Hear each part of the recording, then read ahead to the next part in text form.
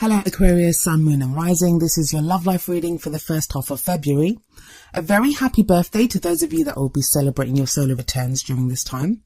But let's get started with your reading. So the first card that we have coming up for you as your underlying energy is the High Priestess.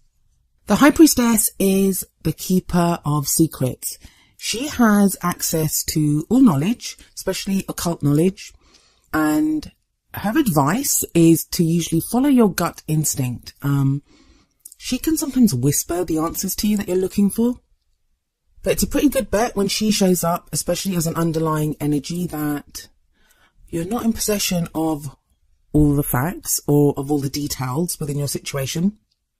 But rather than trying to use logic, which is something that Aquarians are kind of known for, we always fall back on our logic and our higher thinking.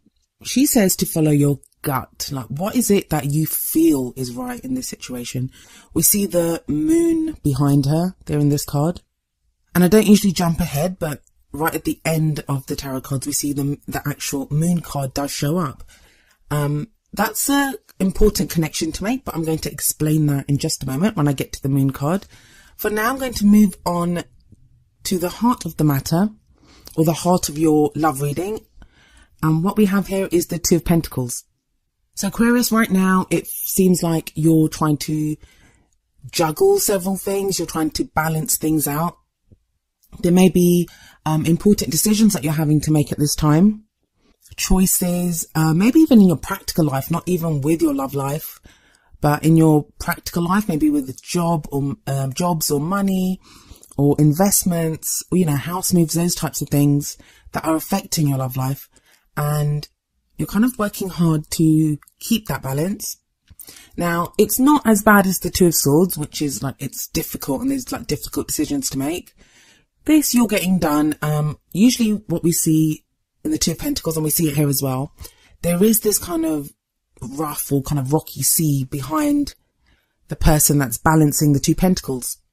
But as we see here, this lady, she has her back to that sea, and the sea represents difficult emotions, turmoil. But she has her back to those, and she's just concentrating on balancing the Two Pentacles, which represent the practical, those things that we value. Around the Two Pentacles, you can also see a lemniscate. This is the eternity symbol, and it represents wisdom and knowledge. So you do have the wisdom and knowledge at this time to keep the balance, to make things kind of work. But yeah, that sea does kind of show that there are maybe difficult emotions there, which you're having to kind of detach from. Now, this card can apply whether you're in a relationship, single, looking for someone, have someone in mind. The kind of practical steps or decisions that you're having to make will very much depend on your own personal situation. Moving on to the next card, we have Strength as a past energy. You've kind of gone through a time where you've had obstacles, you've had challenges. I mean, whenever the Strength card shows up, it's a great card, but unfortunately, it does show the need for strength. So there have been difficulties and there have been challenges, but you've gotten through them with your own kind of quiet resolve, that inner strength that you've had to fall back on.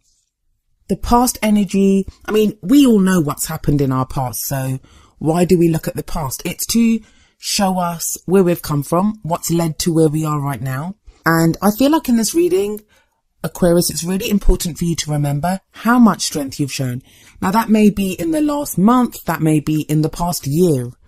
No matter how difficult things have been, and I know that a lot of you have reached out to me and told me you survived it. You survived all those challenges, and no matter how difficult you found them, they changed you. They changed you in one way or the other.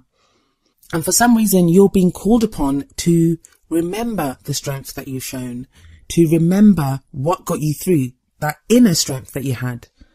Because a lot of last year was about that. It was just about surviving. It was about making choices and decisions to get through from one moment to the next. I think for a lot of people, it was very reactive, where you found yourself having to think on your feet and get through situations and not even so much plan or move ahead because the energies were very stagnant and not very supportive of initiative. Now, why are you being asked to remember this? Why are you being reminded of all the struggles that you've been through and how much strength you showed? Well, because you have the Nine of Cups in your present. Nine of Cups is a fabulous card, and it's the wish card. If we have a look at this image on it, it's an image of decadence. It's about having everything that everything that your heart desires and more. But it always comes with a warning label of be careful what you wish for. Because when the energies, some of you may have been trying to manifest. I'm going to tell you something. I feel like January wasn't the true beginning of this new year. And the new energies that have come through, and I kind of feel like the new moon in Aquarius a couple of days ago, that kind of signified the real new beginning of this year. So a lot of you may have felt that shift. So January, there was that kind of hope that something new would come, and you may have been trying to manifest. You may have sensed that there's new, something big or something new coming your way. And I know that from things that you guys have told me and from, how I've been feeling about the energies at this time. Don't forget, I'm an Aquarian sun as well. So right now, it's the perfect time to manifest and to really think about what is it that you want, to wish for what you want, and to be secure in the knowledge that you will receive what you wish for. But we have the High Priestess sitting above this card, and she's telling us that you do not know everything right now. So go with your intuition, not just what you think you want or what you think you need, but what is your intuition telling you? If you look through the comments of the videos, I've told so many of you that always trust your own intuition. Trust that above a tarot reading. Trust it above what someone like me tells you. Trust it above that, what your friends or your family tell you. Your own intuition is never going to lead you astray. So really think about that and really connect with your own higher thinking, higher feeling, your own intuition. So you've got this advice to listen to your own intuition, but you've also got that reminder that what have you learned? What have you learned through everything that the Strength card has taken you through? This is like a pivotal moment for you. The cards here, they look great. You've got Strength and you've got the Nine of Cups, and coming up next as a future energy, you have the Ace of Wands. But it really feels like these are all things that are underneath the surface. The Two of Pentacles at the top tells me that a lot of you are having to try to balance things out. If everything looked so great, if you really had that sense that, oh my God, I can have anything that I wish for, why would you need to work so hard to balance things out? But it feels like it is a juggling act at the moment, that you're trying to keep those balls in the air, and a lot of you are going on faith alone. So you have the Ace of Wands as the future energy, and the Ace of Wands is about, aces always represent potential new beginnings. Wands represent passion, enthusiasm, creativity, how we affect the world around us, the energy that we put out to the world around us. It's a great card to get after the Nine of Cups because it's kind of a literal depiction of the manifestation of your wishes. So it doesn't feel like whatever you wish for, that you'll have to wait, months or years for it to come true. It feels like you can start on that path very soon. The future energy, it doesn't always come about during the period that the reading is for. So I don't think you'd see the Ace of Wands energy during the first half of February, but it's there as a promise. It's there to guide you, to show you that if you continue on this path, this is the most likely future that will arise for you. And no future is written in stone. We live in a free will dimension, and our own choices, our decisions, the actions that we take, they change. They can change our destinies or our futures from one minute to the next. But that's a great energy that's coming in the future. And like I said, it shows a literal manifestation or representation of the wishes that you make right now or what you manifest. I really think the message here is to be very clear on what it is that you want, what it is that you wish for. And that is going to take trying to access your intuition. That is going to take looking back over everything that you've been through, all the struggles. Now, why am I not more excited about this reading? Because the cards look great, especially with the wish card there. Well, firstly, it is that Two of Pentacles, as I've said, because there is this juggling act at the moment. Now, when we're trying to juggle two things, like this woman's trying to juggle the Two Pentacles, we can be so focused on what we're trying to juggle that we don't really notice what's going on around us. But the other thing, and they kind of bookend the reading, is the High Priestess and the Moon card, which comes up as the crowning energy. The crowning energy is what we're taking into the next period. So it would be where we are around the middle of the month. The Moon card represents confusion, maybe things that we're not aware of, things that don't seem very clear to us. So we don't know what's happening.